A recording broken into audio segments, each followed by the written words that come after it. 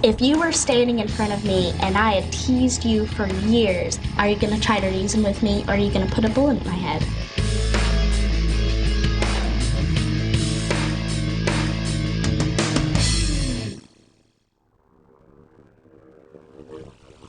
Nine school shootings in 4 years. 26 students and 4 teachers dead. Over 70 others hurt. You probably remember where you were when you heard the news.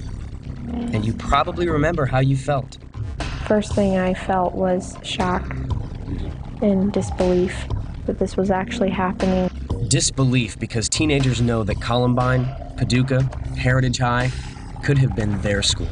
I can look in my cafeteria every day and see, what's going on that's causing these kind of problems. I can see the jocks and I see the kids getting made fun of every day, and I think that it really hits home, and I feel like it could happen in my school.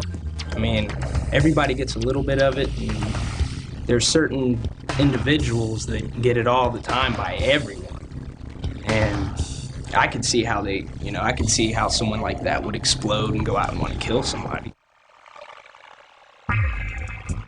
Michael Carneal, who killed 3 teens in Paducah, later said he was broken down, out of control, from the teasing and taunting of his classmates. And the guys responsible for the Columbine killings were also known as outsiders. It doesn't excuse what they did, but some kids say it makes you think about the effects of cruelty. Cruelty that too often leads to real violence. If you were standing in front of me and I had teased you for years, and you were standing there holding a gun in your hands, are you going to try to reason with me, or are you going to put a bullet in my head? Do you have fears about your school? Can a single student make a difference for positive change? Who would you turn to for help? Reality Matters explores how other kids confronted the violence and how you and your friends can be part of the solution. And by looking to peers, teachers, and adults, you can find hope and the answers you need to stop the cruelty. I think everyone taunts everyone. I taunted people in school. People taunted me in school. Somebody taunted them. Everybody taunts everybody. Every day we are seeing violence. There's just a basic feeling of trapped, Kids feel trapped. Trapped, mostly by fear. Some fear violence. Studies show almost 160,000 students a day miss school because they fear being attacked by a bully. But more fear being left out, being teased themselves for being different. Many teens know the feeling of going along with being mean to others because it's too hard to stand alone. But you are not alone. 85% of us are in the caring majority. Are you? I like to take up for people, but then that involves me in the situation and I could end up getting hurt. So it's kind of like have mixed emotions about it. Do I protect that person and put myself at risk, or I don't know. But now that Tina knows a victim, she takes the risk and gets involved. Josh Belluardo, a 12-year-old boy in Tina's community, was hit from behind by a bully and killed. It was not an isolated incident. Most knew the bully, knew he was teasing, taunting, and hurting Josh. And there are many other victims, like Russell Mayhew, who suffer because they are different. He might have punched me like 15 or 20 times. And Russell knows how it feels to be beaten for being different. Twice, but not much. He and others speak for Josh Belluardo and Brian Head, who can't tell their own stories. Basically, he gave up. He felt like no one understood and no one cared. But to stop this kind of tragedy, it is also important to know the bully, often a different kind of victim, like Nicole Blakely. I was mad. It was like my whole mind was set in flames. It was just like a lot of fire was inside of me, and that's the only way I could release it. And Adam Brownfield, whose violence ended in tragedy. When you first do it, you really don't think about it. You don't care about the consequences because you're young. Both trapped by an internal anger that escalates into a need to hurt others. Why has school become such a cruel place? And how do we stop the cruelty and learn to care? The little things start at first, and it builds up, and it builds up, and then that's when you actually have the fight.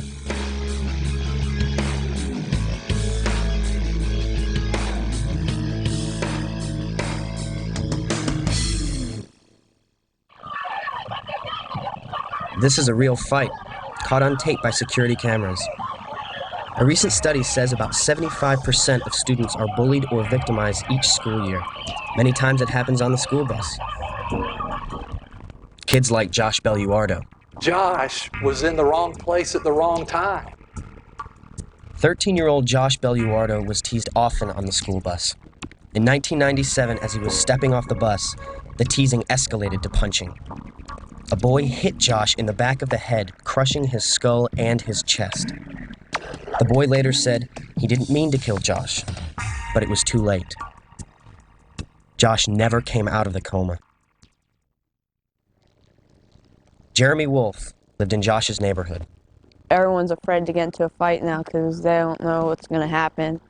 Because, I mean, everything's just like split second at the moment, and anything could happen. Tina Shepard went to a nearby school. When you start with intimidation and things build up and build up, you get to the explosions, you get to the fights, you know. So the little things start at first, and it builds up, and it builds up, and then that's when you actually have the fight. Josh Parker went to church with Josh. Fighting doesn't solve anything. You're going to end up hurting yourself or somebody else in the long run. And it would be better to talk about it and to solve it with words than to solve it with fists. For Josh, Tina, Jeremy, and an entire community, Josh Belluardo's death is a horrible reminder that meanness can escalate to murder. That the problem starts with the snickers and sneers the security cameras don't see. That maybe only 1 or 2 kids actually hear. The words and attitudes that kids like Russell Mayhew will never forget. Russell was only in the 1st grade, the first time he was beaten up on the school bus. He might have punched me like 15 or 20 times, and I got like maybe punched him once or twice, but not much. Russell is great at playing chess, not so great at playing basketball. He's so smart he skipped 2 grades. He's different. I feel bad that someone would actually think about trying to hurt you just because you're like smarter than them or something. Just because you're different. Because you're different. Whether it's because you're smart or how you look, being different is one of the main reasons some kids become victims of bullying. The words and gestures come first. Things like eye-rolling and name-calling, taunting, ridiculing, gossiping are all actually part of the continuum of violence and part of the continuum of bullying. But the words often escalate to violence. Russell knows how it feels to be hurt and tries to understand why someone would want to hurt him. He was just trying to be my friend, but he didn't know any way how other than to bully. It's called empathy. That is, trying to truly understand how another person feels. Having empathy for another person, caring enough to walk in his or her shoes, is the first step to stopping the violence. And even beyond the fact that they don't have to participate, they can actually stop it by saying, I'm not going to do that. That's not the right thing to do. We're not allowed to do that. Let's do something else. If I see a kid get knocked down in the hallway and no one stops to help him up, that hurts me, you know? Our emotions are common. We're all humans. Once you understand that, well, I am so uncomfortable, I'm so shy, I'm so sad, whatever the emotion, but this person sitting beside me feels the same way. Once we focus more on caring than cruelty and try to understand each other, it's not as difficult to be a friend, even to someone who is different. But how can you stop the teasing? Brian said, I didn't want to fight, I don't want to fight, but the boy slapped him anyway.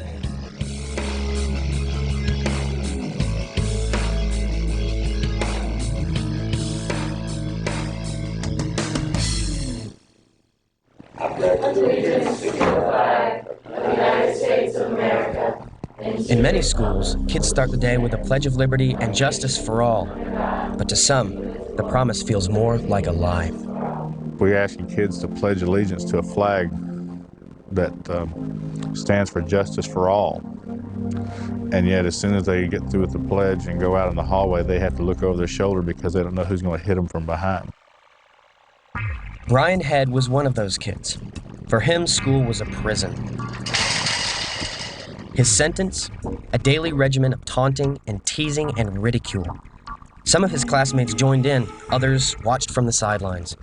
But most students knew about Brian. There was even one friend of Brian's who said that when he was asked who knew about the bullying and the harassment, the friend replied the list was a lot shorter of who didn't know. On that short list of who didn't know were Brian's parents, some teachers, a principal, the police, all the adults who could have helped. But embarrassed by the abuse, Brian kept quiet. Brian knew that he couldn't have us come down to school every single incident, and it was also embarrassing at that age. That's the age when kids are trying to become independent. And Brian's secret was safe with his classmates. It's a common problem. Kids know. People making fun of people and like harassing people and like not accepting people for granted, you know? But they don't tell, often because they're afraid of being ridiculed themselves. And the kids who are the victims of teasing fear telling will only make it worse. It'll stop it for a while, and maybe during that class period, but eventually, it's, oh, the teacher had to step in for you. Wow, the teacher's your friend. And then, that causes another onslaught of ridicule. Brian, trapped in the torment, at 15, he packed a gun in his backpack. The boy came over and challenged him, and Brian said, I don't want to fight. But the boy slapped him anyway. And that's when Brian pulled the gun out of his book bag. And Brian was very well versed, trained in how to handle weapons. And he knew that the gun wasn't able to fire. But he pointed it at the boy to scare him. And then when they ran out, then Brian chambered around, and when the teacher walked in and tried to stop him, Brian cried out, I can't take this anymore, and then fired the fatal shot.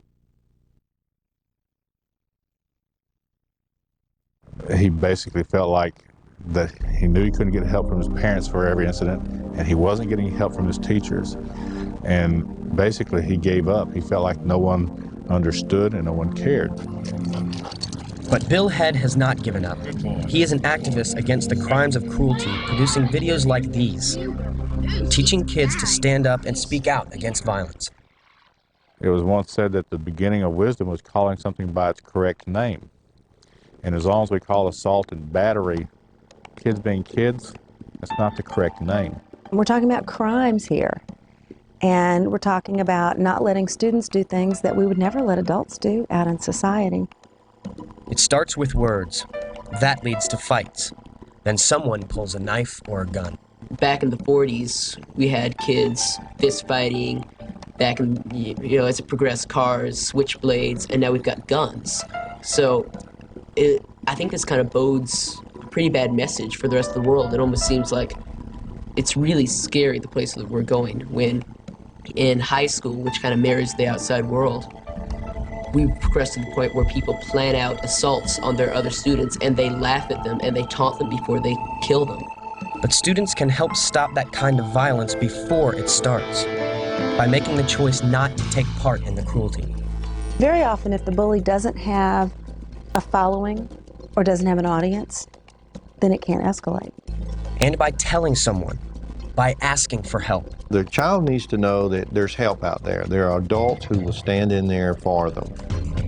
That's the reassurance that I think we have to give them. That there are, in our community, has to be alert to that. But who is there to help? How can talking with someone stop the cruelty? And how can you be a part of the solution? You can be killed. You can be put in prison.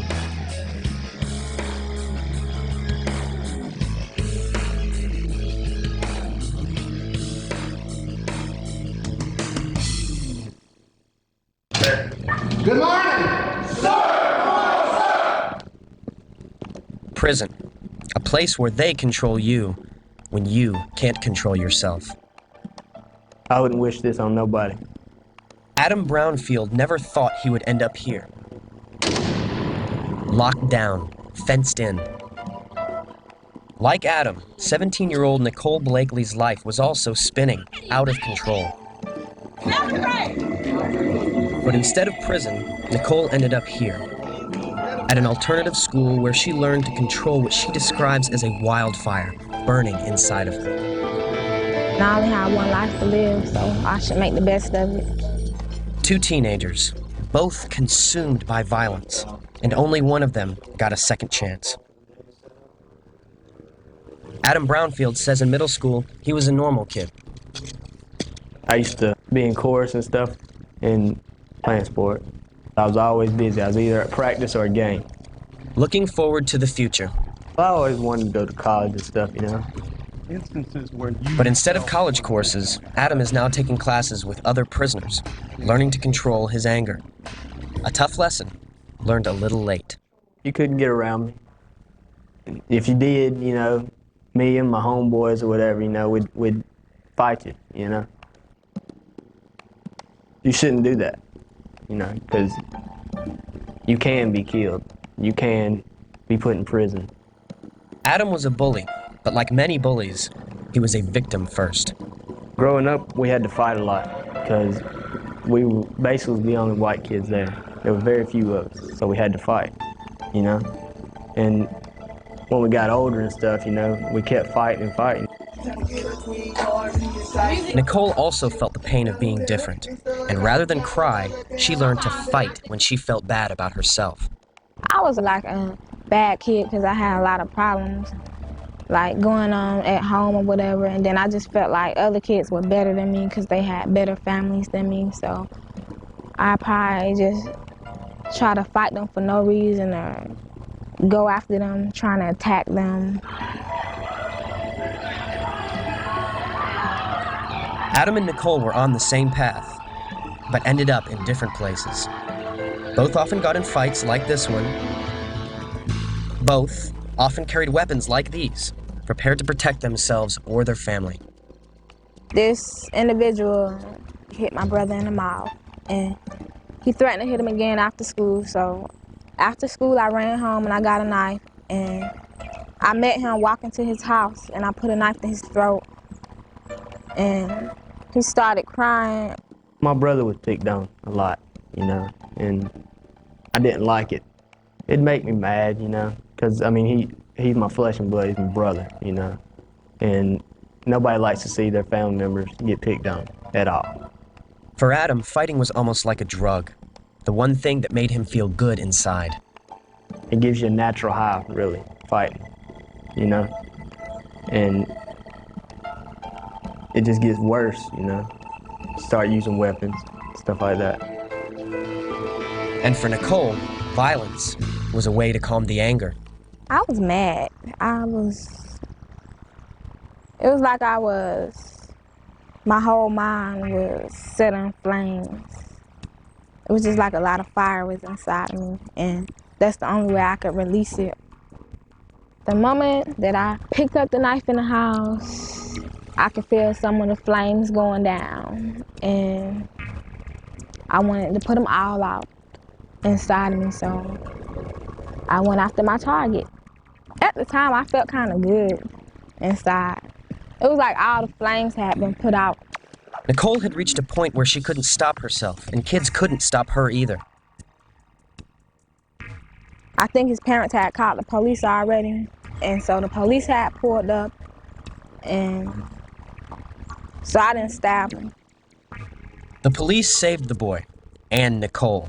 I probably would have stabbed him in the neck, because there was a lot of people around, and I wanted him to feel the way he made my brother feel, so I probably really would have stabbed him in the neck. Nicole now goes to an alternative school and has turned her life around. Now I take life more seriously, and so before I go try to hit somebody or stab them because of something they did, I probably prefer just call the police and let them deal with it. Because I kind of learned how to deal with my anger. Nicole got a second chance. Adam was not so lucky. Adam went to a party. A fight broke out. The violence got out of control, and no one could stop him. He stabbed another boy to death. Adam took someone else's life and ruined his own. Teenagers feel that a bullet can't stop them, a knife can't stop them, you know. People can't stop them, you know. They speed, you know. They can't stop them. But they are wrong. We live in a world where security cameras monitor school hallways, gun dogs sniff out lockers, and students bring weapons to school. But you can't resolve fights like these. When violence breaks out, how can you help? People need to learn that bullying never gets them anywhere. It's just going to get you in trouble.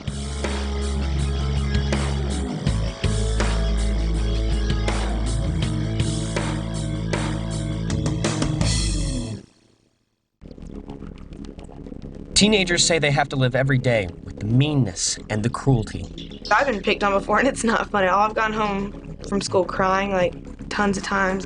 But those students, the ones who watch it happen day after day, are the same ones who can make it stop. You can be part of the solution.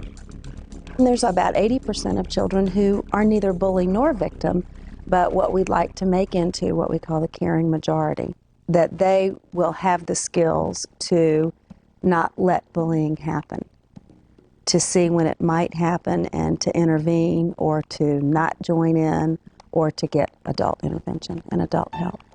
And the students who have actually experienced the violence or have a friend that has been hurt or killed know just how important it is for the caring majority to get involved. People need to learn that bullying never gets them anywhere. It's just going to get you in trouble. I believe you can change just about any kid. It's up to you if you want to change your life. For Nicole, changing her life took the intervention of the police, preventing what could have been a deadly mistake. But for Brian Head and Adam Brownfield, the deadly mistake was silence. A silence that cost Brian his life and Adam a 20-year term in prison.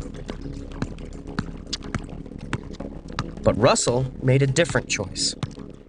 He reached out to a parent. And even though he feared kids teasing him more if they found out he told his mom, it was how he finally got the help he needed to stop the taunting and teasing. It's also important for a child to know that there are some things that they're adult problems, and children hurting each other, that's a problem for adults to handle. It's up to you, because the cruelty, the violence, the bullying is not someone else's fault. It's up to you to be part of the solution. Don't look the other way when you see somebody being mean to somebody else. A lot of times I wish the world could be perfect or it could be a better place, but that's probably not a reality. I think that one person can make a difference, so if I can stay good and I can try my best to be the best person that I can be, then maybe I can influence someone else to do the same.